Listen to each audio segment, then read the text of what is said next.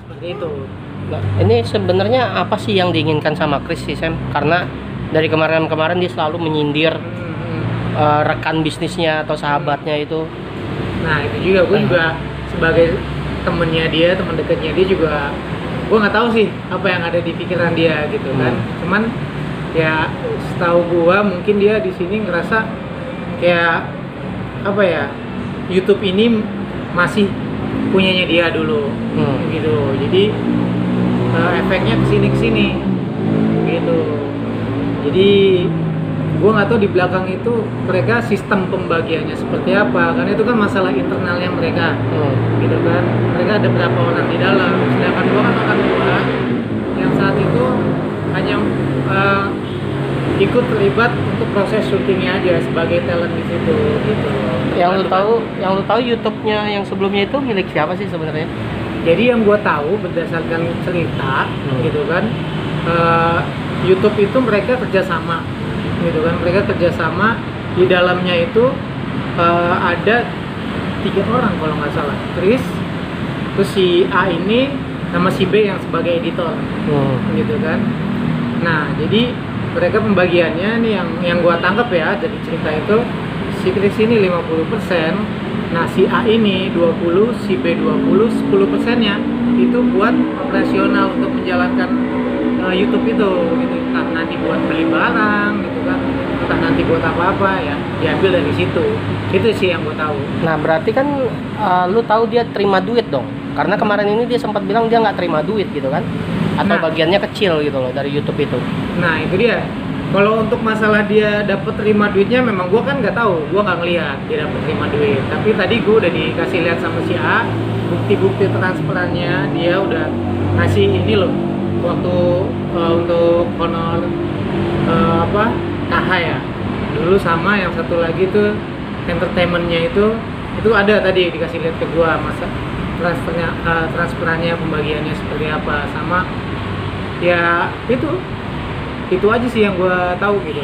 Nah lo ngelihat dia lagi playing victim nggak sih, Sam? Karena dia tidak bicara fakta yang sebenarnya gitu loh, bahwa kayak lu mau ngomong soal penjelasan uang 8 juta tiba-tiba dia nge-cut gitu loh ya kan, dan image yang terbangun bahwa temennya itu maling gitu loh, karena selama ini fansnya itu taunya temennya itu maling gitu loh. Nah itu dia, makanya di sini juga gue sebagai penengah tentunya yang kenal baik dengan Chris Hatta, kenal juga dengan si A ini gitu kan, gue coba untuk istilahnya menjadi jembatan buat mereka gitu loh.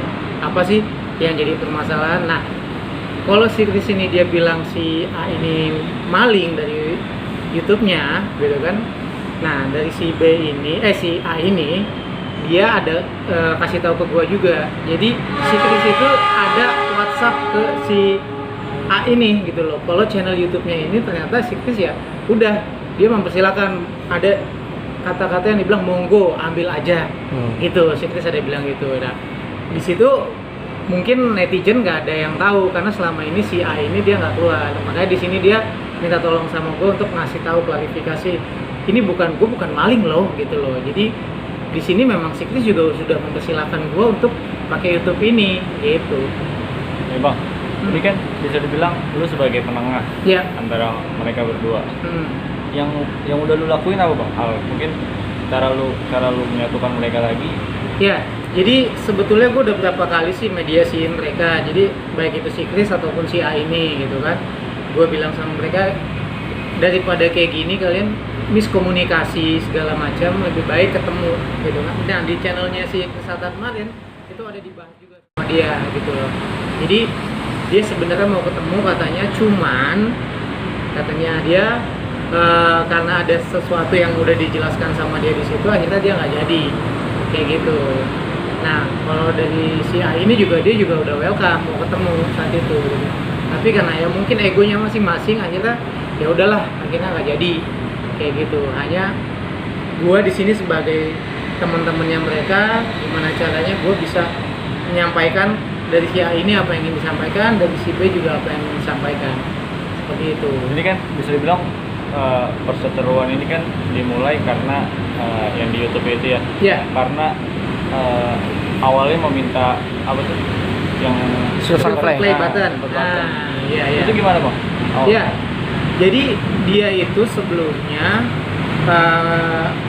gua nggak tahu mereka ada cerita atau apapun di belakangnya. Cuman pada hari itu si A ini ketemu sama gua, dia bilang dia tadinya mau ketemuan sama si Chris gitu, tapi saat itu Chris bilang nggak bisa karena jam 7 malam itu ada tukang yang mau ngecat rumahnya kayak gitu kan. Nah akhirnya si A ini berinisiatif, dia jam 10 malam aja dia tetap mau datang karena ini penting masalah YouTube gitu loh, karena dia ini berpangku tangan dari YouTube, penghasilannya itu di YouTube. Kalau YouTube-nya nggak jalan, dia nggak punya penghasilan gitu. Karena mereka dulu katanya punya komitmen gitu loh. Bagaimanapun ya YouTube ini harus jalan kayak gitu loh. Nah ya udah, akhirnya singkat cerita si A ini ngajakin gue ketemu. Dia minta tolong sama gue, udah Sam, nih mendingan lu kasih ini silver play barang-barangnya dia yang gue sebutin di situ tuh. Silat Award. Iya, Silat Award sama satu lagi drone-nya dia. Kalau silver play button-nya memang gue nggak tahu, gue nggak lihat, nggak ada juga di situ. Kayak gitu sih. Tapi Sam ini meluruskan aja Sam, karena banyak fans-fansnya dia bilang bahwa dua channel itu dimalingin. Itu kan fakta sebenarnya nggak seperti itu Sam gitu. Nah iya, jadi buat netizen juga nih yang bilang dua channel itu dimalingin, jadi kita juga harus ada baiknya kita bertabayun ya. Jadi kita jangan melihat dari satu sisi satunya lagi kita nggak tahu. Nah di sini si A ini juga ada cerita sama gua, mungkin memang orangnya dia nggak mau muncul gitu, dia nggak, ya dia bukan orang yang ingin ada di media lah, dia makanya minta tolong sama gua untuk menjelaskan kenapa sebetulnya channelnya itu bukannya dimaling, tapi mereka itu udah ada perjanjian internal gitu. Apalagi untuk yang di KH katanya itu udah dibeli gitu kan senilai 50 juta dan uangnya itu udah dibagi-bagi ke mereka semua, ke timnya mereka. Gue nggak tahu pembagiannya mereka seperti apa, tapi bukti transfernya ada sama si A gitu kan. Terus untuk yang si entertainment ini juga seperti itu, udah ada pembagiannya, reimbursenya segala macem, semua udah dibayarin dan udah selesai kayak gitu sih yang disampaikan sama si A. Ini kan YouTube-nya sempet nggak jalan ya. Lu sendiri tahu alasannya mungkin kenapa? Nah iya, jadi waktu itu udah sempat beberapa hari nggak ada syuting buat ngevlog segala macem. Nah, akhirnya ada salah satu kendala ya, alasan yang mungkin ini menjadi alasannya Trisato untuk nggak ngevlog, yang tadi masalah asuransi. Nah masalah asuransi itu, jadi di situ gue sampaikan ke si A gitu loh, ini loh dia agak curiga untuk masalah pembagiannya. Tapi akhirnya si A kan udah klarifikasi juga ke si Chris masalah pembagiannya segala macem.